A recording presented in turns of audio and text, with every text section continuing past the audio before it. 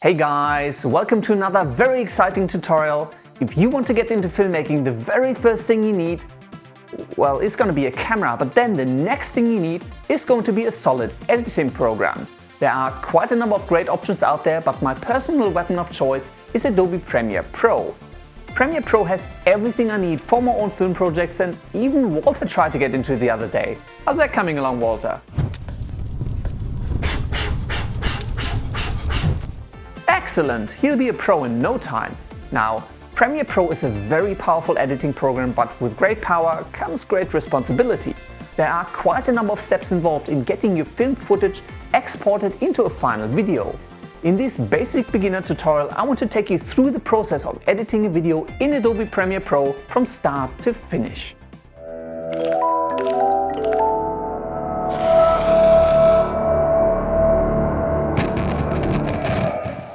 The workflow for Adobe Premiere Pro is actually pretty straightforward. First, you need to import some media. These are typically video files, but you can import any other type of media as well, for example images or audio files. Once you've got all your files in Premiere Pro, you need to create a sequence. Think of a sequence as a placeholder for your final video, a container for your media with a specific resolution and frame rate. In a sequence, you have a number of audio and video tracks, and into these tracks you can add all of the files that you've imported in any order that you want. You can then move them around, you can stack them on top of each other, and you can apply transitions between consecutive clips. Premiere Pro comes with a large number of inbuilt effects, anything from color correction to artistic filters, that you can apply freely to any element in your sequence. Once you're happy with your sequence, you can export it into a final video file that you can then take away to your friends or your family to show off. Sounds pretty simple, right? Let's fire up Adobe Premiere Pro so I can take you through an actual practical example. Welcome to my desktop, let's fire off Premiere Pro. When you start Premiere Pro, you will see a little welcome screen. Here you can select one of your previous projects, or what we're going to do, create a new one, so select the new project option. To create a new project, you will have to tell Premiere a few things about the project you want to create. First off is the name. Let's call this one Tutorial. Next, you can define the location for your project. Pick the folder where you want Premiere to save your project file, as well as any temporary files that it creates. I'm just going to stick it into my project folder, which is Premiere Pro for absolute beginners. There are a number of other options that you can select, for example whether to use GPU acceleration for the playback of your video, which I would always recommend if you have this option available. Other than that, you can set things like the video and audio format, but I'm not going to go into that for now. Simply click OK. If you're running an earlier version of Premiere Pro, you may see another pop-up appear. This pop-up may ask you to create a sequence.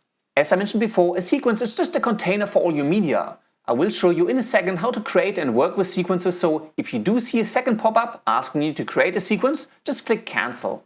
The Premiere Pro interface contains quite a large number of different panels. Now, depending on which version of Premiere Pro you are using, they may be arranged slightly differently or look slightly differently, but all of the panels I'm going to use for this tutorial you will have available in your version of Premiere Pro. Now that we've created a brand new project, the very first thing we need to do is import some media. There are two simple ways to import media files into your project. Locate the project panel in your interface and then simply double-click on some empty space within it. This will bring up the import dialog. In this dialog, you can browse your folders to locate the media files that you want to import. I've got a couple of them collected here in my tutorial folder. For now, I'm just going to select these 3 video clips here which come from our Zombie Hunter short film and hit open to import them. Bam! My files have now been imported into my project. If you can't see the icons for your media files, at the bottom of your project panel there are 2 little switches to decide whether you want to show the contents of this folder in a list or an icon view. In icon view, you can hover your mouse over these clips to scrub through the content of the video files. Let's quickly return to the list view. As you import more media into your project, it can get quite messy, so in Premiere Pro you can easily create folders to manage your media. To create a new folder, at the bottom of the project panel, simply click the new bin item. Let's be really creative and call this folder Footage. Then select the 3 video files we've just imported and drag them into the Footage folder. Bam! That's a little bit better organized. The second way to import media into your project is simply to select the folder that contains your media and drag the files that you want to import into your project panel. Bam! Here I've just imported an audio file and an image file. Once you have all the media that you need imported into your project, it's time to create a sequence. When you create a new sequence, Premiere Pro will ask you to define things like the resolution, the frame rate, the pixel aspect ratio and all sorts of other details, which can get a little bit confusing if you're just starting out. The easiest way to create a new sequence is actually to take one of your video files that you want to work with, hold down your mouse button and drag it onto the new item icon at the bottom of the project panel. Bam! Premiere Pro will create you a brand new sequence. The settings of this sequence will exactly match the video file that you used to create it. You will also notice that the video file that you dragged onto the icon has already been added into this sequence. In our project panel, you will see the new sequence here that has been created next to our media file that we used to create it. Let's drag this one out of the footage folder because it's not really a piece of footage, it's a sequence. And let's rename it to tutorial. To rename any item in your project panel, simply select it, press enter and give it a new name. Now let's use our sequence to create a small video project. The clip in this sequence is a video from our Zombie Hunter short film. As you can see, it contains many takes, most of them really horrible and bloopery, but towards the end there's one take that I like, one take that I actually want to keep. I want to cut this little piece, this very little section at the end, out of the video and throw the rest away. You may notice that this video actually has two layers. The reason there are two layers is because the top one is the image, the actual video, and the bottom one is actually the audio layer for this video. If you work with any video that has an audio track, Premiere Pro will import them and deal with them as if they were one item and they will always be linked together. Let's go back a little bit and let's cut the video at this point just before I'm entering the shot. For that, in the toolbox you will find the razor tool. Simply select the razor tool and then click on the video layer that you want to split at the location you want to cut it. Bam! The video layer has been split in two. You can hold down Alt and scroll on the mouse wheel to zoom in onto your sequence. Change back to the selection tool by selecting it from the toolbox. Let's move forward a little bit until just where I'm leaving the scene, about here. And let's select the razor tool again. You can also use the shortcut key C and then cut our video clip at the current cursor location. Go back to the selection tool by pressing V on your keyboard and you will see I now have three pieces. I have the before piece, I have the actual clip I want to keep, and I have a little bit of a tail that I want to throw away as well. Let's delete the tail and the beginning, so we're only left with the little section that we want to keep out of this video. Zoom back out by holding down the Alt key and scrolling with the mouse wheel. Obviously, this clip alone doesn't make a video, you need other clips as well, and let's drag some of the other videos that I've imported into the project into the sequence. Simply select the piece of media in your project panel and drag it anywhere into this sequence. This clip contains a first-person shot of me approaching the concrete pillar.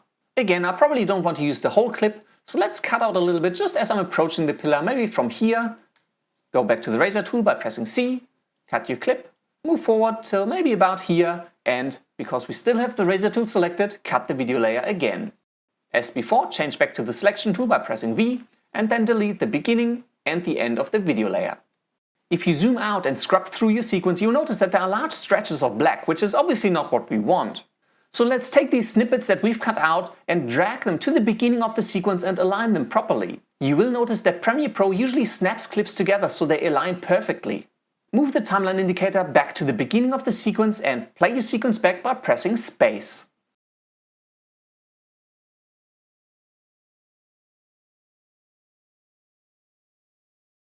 You can pause the playback at any point in time by pressing space again. Let me quickly add one more clip into this sequence.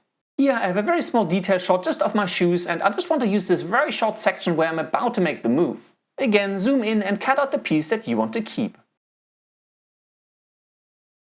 Now this little clip I actually want to insert into the middle of this particular one. I probably want to have the shoe macro shot appear just about here, just as I'm about to make the move.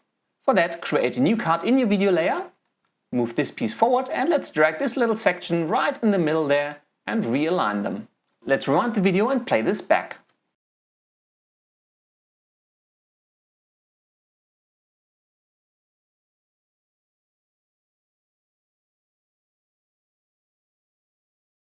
Now, these edits really don't align at all.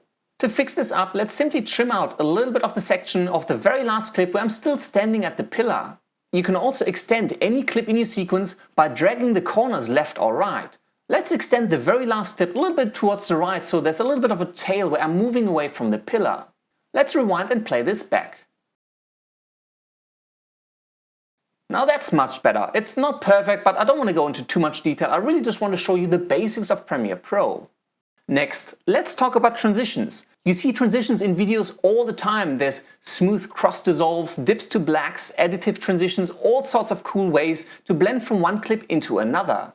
Premiere Pro contains a large number of transitions that you can very easily apply to the clips in your sequence. You will find these transitions in the Effects panel.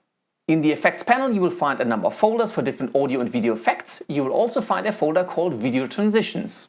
Expand this folder and you will see a number of different categories for different types of transitions.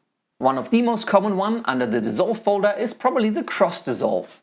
The way to apply transitions to your clips is simply to select them and, like anything else in Premiere, just drag them onto your clips. You can apply them to the beginning of a clip, or if there's a transition between two different clips, just drag it onto the actual transition between the clips and let go.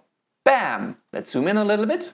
You will see that Premiere Pro added a cross dissolve to fade from one clip to the next. If you scrub through this transition, you will see that one layer fades very nicely into the next one. You can also control the duration of these transitions. Simply double-click on the actual transition and a little dialog box will pop up. The duration is currently set to 1 second. Let's change this to half a second. Since the video we are working with has actually been filmed at 24 frames per second, we need to enter a 12 to define half a second. Then hit OK. Immediately you will notice that the size of the cross dissolve has halved, and if you scrub through this effect now, the transition is only half as long. Let's zoom back out and let's add a little fade from black at the beginning of our video so that it fades in nicely from black. The transition for that is called dip to black, so simply select the dip to black transition and drag it onto the beginning of the first clip in your sequence. Bam! Let's play this back. Cool! Our video is now fading in from black. Not only does Premiere Pro contain a large number of transitions, it also contains a large number of great video effects. In the Effects panel, under Video Effects, you will find a large range of different types of effects. I've got a whole bunch of different plugins installed that you may not see, but there's different stylizations, transformations, distortion effects and all sort of other cool stuff that you can play with. One of the arguably most useful ones are the effects for color correction. I have separate tutorials available on my channel that talk about color correction and color grading, and I will put some links into the description of this video. Expand the color correction effects and search for the fast color corrector. Like anything else, in order to apply an effect to a clip, all you have to do is select it and drag it onto the clip that you want to apply it to. Let's drag it on the current clip that is under our timeline indicator. Within your interface, somewhere you will find an Effects Control panel.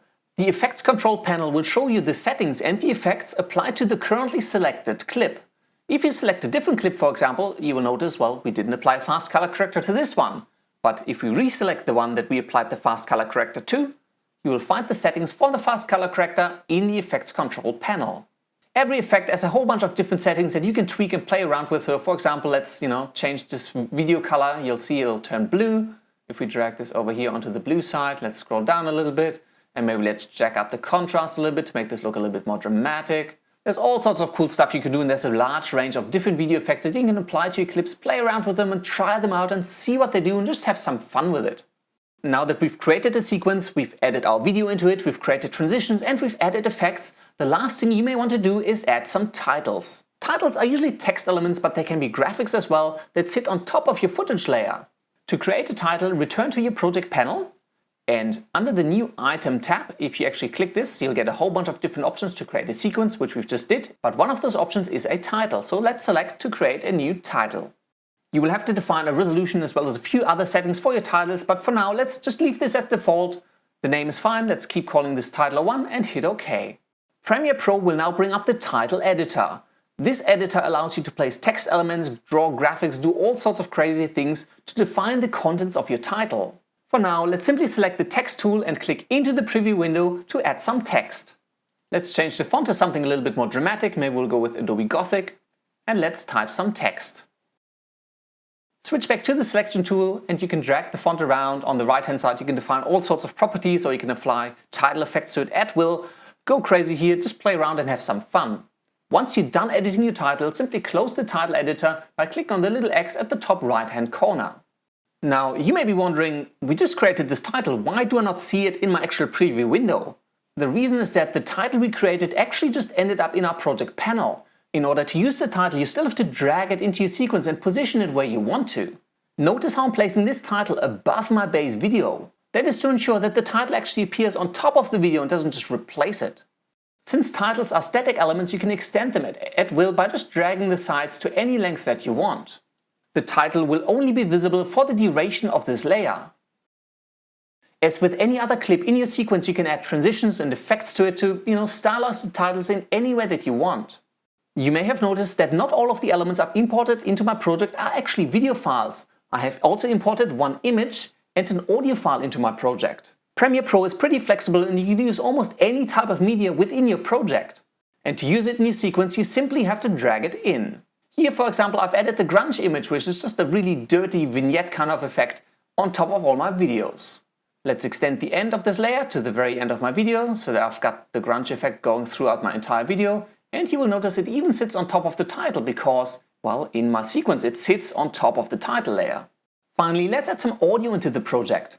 You can actually expand the lanes in your sequence by dragging the top or the bottom border up or down. For example, if you expand the lane for an audio file, you will see the actual audio waveform. If you expand a video lane, you will see little thumbnails that indicate the piece of footage that is sitting in that lane.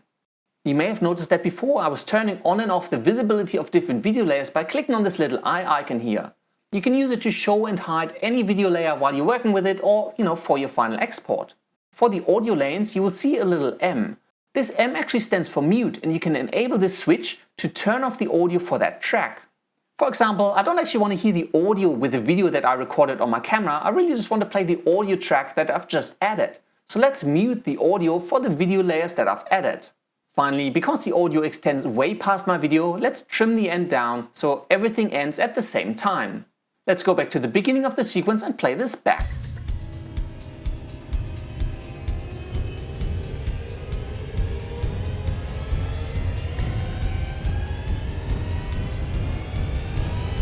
Very dramatic. Once you're happy with your sequence, you can export it. When you want to export a sequence, you first need to tell Premiere where your sequence starts and where it ends. For that, you need to define the start and end markers. Move the timeline indicator to the very beginning of your sequence, right-click on the head of the timeline indicator and select Mark In. Then move the timeline indicator to the position where you want the video to end, right-click onto the little track head and select Mark Out. The area between these two markers has been defined as our work area, and when we now export the sequence, Adobe Premiere will know that this is the area of the sequence that we want to export. In order to export your sequence, go back to your project panel, make sure that the sequence you want to export is selected, and then go up into the main menu and select File, Export, Media. This will bring up the export dialog. On the left-hand side you have a little preview window and at the bottom you have a little timeline. You can scrub through this timeline to verify that what you are about to export is what you actually want to export. Over on the right-hand side you will find a large number of export settings, and yes, things can get a little bit confusing. In my opinion, however, there are only a few settings that you really need to care about. The first one is the format. This option defines the format of your output file. For example, it may be an AVI, it may be an MOV, an MP4, a GIF sequence or any other form of output. For my exports, I usually prefer to select the H.264 option. Next, because I don't really want to set all of these options manually, I usually like to select a preset. Under the preset option, I'm not too sure you can see this, there's a huge amount of different presets for different resolution, different frame rates, for different devices, and one of the options that have actually been added in the later versions of Premiere are options for YouTube. So I usually like to select the option YouTube 1080p HD. Next, you will define where to output the file to. Simply click on the output name. A small dialog box will pop up and here you can define where you want to output the file to and you can give it a name. For me, the name is fine. Next, very important, the two options to enable exporting the video track and exporting the audio track. If you go further down into the settings, you will see basic video settings which determine the width and the height of the exported video. Mine is going to be exported at 1080p at full HD. And a little bit further down there's one more setting that I usually care about, and that is my bitrate. The bitrate determines the level of compression. A very high bitrate will mean the video will get exported at very good quality, but it also means that the size of the exported video will be very large. By reducing the bitrate, you are reducing the quality of the exported video, but you are also reducing the file size. Personally, I usually leave the bitrate somewhere between 10 and 20. I find that it gives me a pretty good video quality at a reasonable file size. You may have to play around with the settings a little bit until you find options that, just work well for you. Finally, Premiere Pro will actually give you an estimate on what it thinks the file size will be like. Mine is currently estimated to be 25 megabytes. Now this is actually pretty small, but remember our video is really just about 20 seconds long. Once you're happy with all your settings, click the Export button. Adobe Premiere will now export your video, and this may take a while depending on the length of your video, the complexity and the power of your computer. Once the export process has completed, navigate to the folder where you exported your video to. Play this clip back and enjoy your first completed Premiere Pro video project.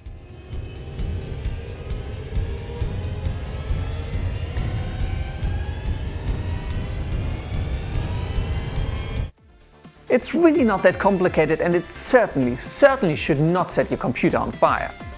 I really hope you enjoyed this tutorial. As always, if you have any comments, questions or suggestions, just leave them down in the section below.